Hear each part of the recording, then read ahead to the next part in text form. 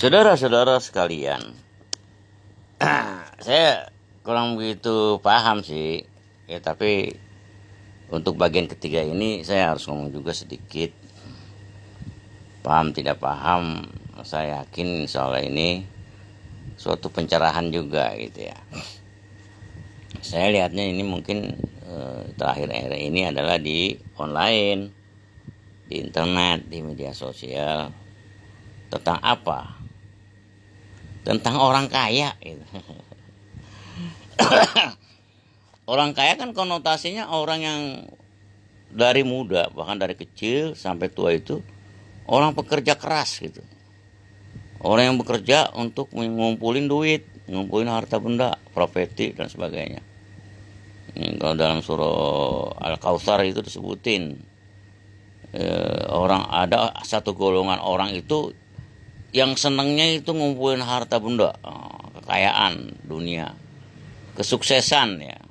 Kalau sekarang gambarnya mungkin mobil-mobil mewah, Lamborghini, ya, Alphard, ya, BMW, Mercy, dan lain sebagainya yang terbitan terakhir gitu ya. Dan bukan hanya satu, ya bisa 6, ya. 6 mobil mewah begitu. Itu orang-orang yang Al-Kautsar itu yang selalu ngumpulin harta benda. Singkat ceritanya, maksudnya apa sih mereka begitu gitu? Karena mereka menganggap mereka akan hidup abadi gitu. Sehingga perlu sekali mempunyai kekayaan yang sangat banyak, ngumpulin harta benda. Dan mereka akhirnya lupa kepada Allah Subhanahu wa taala gitu.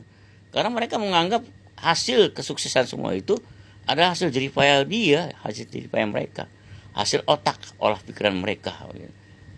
Dari 7 turunan gitu. Saudara-saudara sekalian, singkat ceritanya lagi, di dalam ajaran agama Islam itu diterangkan gitu. Jadi bahayanya orang kaya ini, Pak, nanti di akhirat itu susah masuk surganya gitu. Jadi jangan menganggap orang kaya ini enak-enak, bla bla bla. Kita lihat dari pahitnya, Pak. Jangan dari manisnya. Kalau manisnya sih dia kaya dunia 7 turunan kemudian masuk surga. Itu manisnya gitu. Nah, kita lihat pahitnya gitu. Pahitnya gitu. Kemudian kekayaannya dari mana dia peroleh gitu. Dan untuk apa kekayaannya ini gitu. Bla bla bla. Kan digambarkan sangat jelas sih dalam agama Islam itu orang kaya ini sangat sulit, Pak. Nanti di akhirat. Jadi yang gampang justru orang miskin, golongan miskin. Bahwa surga nanti dipenuhi oleh mayoritas orang miskin, bukan orang kaya. Satu itu. Berarti orang miskin itu lebih mudah masuk surganya, Pak. Ya, dia mempunyai lebih banyak dispensasi, kelonggaran dan kemudahan dari Allah Subhanahu wa taala dibandingkan orang kaya gitu. Jangan terlalu tergiur dan terbius dengan kekayaan gitu. Hidup sukses ini hanya kekayaan begitu. Padahal hidup sukses adalah kesuksesan kita nanti di alam barzakh atau di akhirat gitu.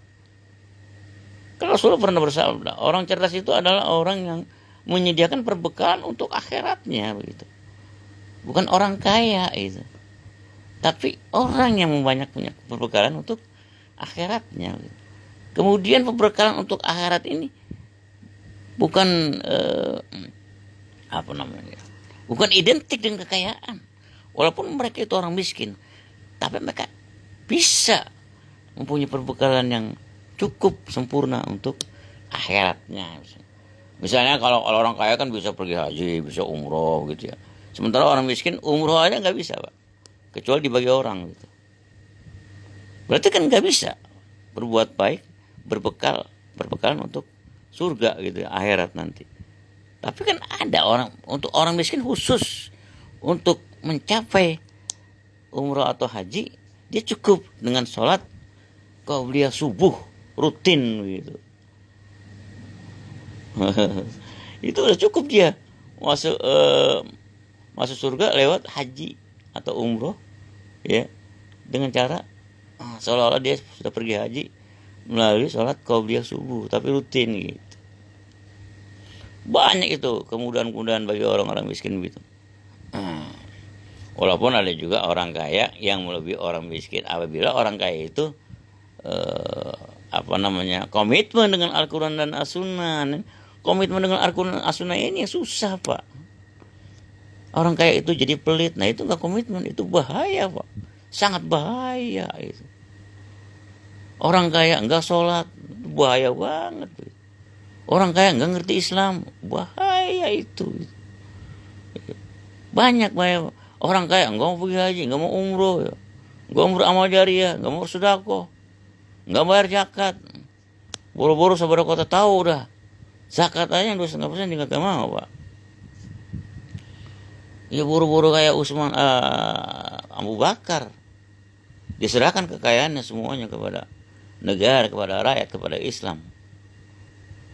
Ya, zakat aja 2,5%. Dia gelapin, Pak. Itu kan bahaya. Kalau yang komitmen kepada Al-Quran dan Sunnah, bagus, dia bisa melebihi orang miskin gitu. Orang miskin ini, dia ini juga ya. Orang miskin berjihad, dia juga orang kaya jihad juga. Tapi orang miskin itu nggak bisa bersedekah yang banyak. Dia kalah lah orang miskin itu dengan orang kaya yang bersedekah lebih banyak. Yang sedekahnya bukan dengan uang receh, Pak. Orang kaya itu sekali sedekah miliaran, triliunan gitu. Biliunan begitu ya. Nah, itu yang nggak bisa dijangkau oleh orang miskin. Itu bagi orang kaya yang komitmen kepada Al-Quran dan Sunnah. Bahkan orang kaya ini menjadi presiden, dia menjadi khalifah seperti Erdogan gitu. Seperti Umar bin Abdul Aziz gitu. Seperti Khalifah Rasyidin gitu. Dan sebagainya. Nah, ini yang soal orang kaya tadi, Pak. Akhirnya didengar ini hadis Rasulullah yang menyatakan orang kaya ini bahaya nanti di akhirat. Karena dia kalah dengan orang miskin, udah 500 tahun masuk surga, orang kaya belum juga masuk. Nah, kan bahaya itu. Kalau orang miskin nggak dibilang begitu kan. Jadi udah 500 tahun orang kaya masuk surga, orang miskin terlambat 500 tahun. Nggak begitu kan. Tapi justru orang miskin itu lebih dulu masuk surga 500 tahun, baru nyusul 500 kemudian orang kaya. Kan bahaya. Kalau orang kaya itu tidak komitmen kepada Al-Quran dan Sunnah.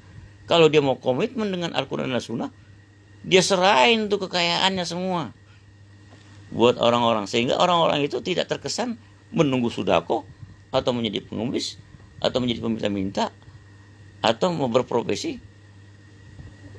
hidupnya dari tanggungan orang lain. Tidak akan terjadi. Karena uang yang ada di atas itu, yang banyak itu mengalir ke bawah, didistribusikan di bawah, dan berputar di bawah. Mereka dikasih modal begitu, tanpa bunga begitu, pinjaman lunak dan sebagainya. Artinya pengusaha-pengusaha itu 50% itu untuk Allah begitu, untuk masyarakat Muslim, bukan hanya untuk Muslim, non Muslim pun. Oleh orang Islam yang kaya ini 50% itu dikasihkan buat kesejahteraan, diputar oleh rakyat jelata yang miskin-miskin itu. Bahkan bukan hanya 50%, Pak. 100% akhirnya dikasihkan dari keuntungan suatu usaha orang kaya ini. Itu terjadi, Pak, di Mesir begitu. Sehingga pengusaha itu yang udah 100% keuntungannya diberikan kepada Allah, artinya itu kan didirikan universitas seluruh Mesir di desa-desa itu gratis, Pak. Kalau Pamulang Unpam misalnya Universitas Pamulang itu masih belum apa-apa dibandingkan pengusaha yang ada di Mesir yang 100% keuntungannya itu untuk Allah Subhanahu wa taala. Akhirnya mereka bisa mendirikan sekolah dari TK sampai universitas di desa-desa gratis, Pak. Allahu Akbar. Kalau begitu nggak apa-apa kayaknya gitu ya. Tapi kan kebanyakan kita kaya itu belum apa-apa, belum kaya aja udah pelit, Pak. Apalagi kaya gitu. Sombong dan sebagainya gitu. Merendahkan yang di bawah, yang orang miskin ini. Padahal kekayaan mereka itu, kekuasaan mereka itu, jabatan mereka itu ditunjang oleh orang-orang yang duafa gitu. Tanpa orang-orang duafa, orang miskin, gak ada apa-apanya itu orang-orang kaya atau pejabat begitu. Itu selalu Islam menyatakan begitu. Ingat kepada orang-orang duafa, kepada orang di bawah rakyat jelata ini, yang mayoritas ini, grassroots ini. Karena mereka yang mendukung kalian itu menjadi pejabat, menjadi RT, menjadi RW, menjadi presiden sekalipun, dan menjadi orang kaya. Itu bantuan dari orang grassroots. Kalau orang grassroots ini tidak mau membeli produksi-produksi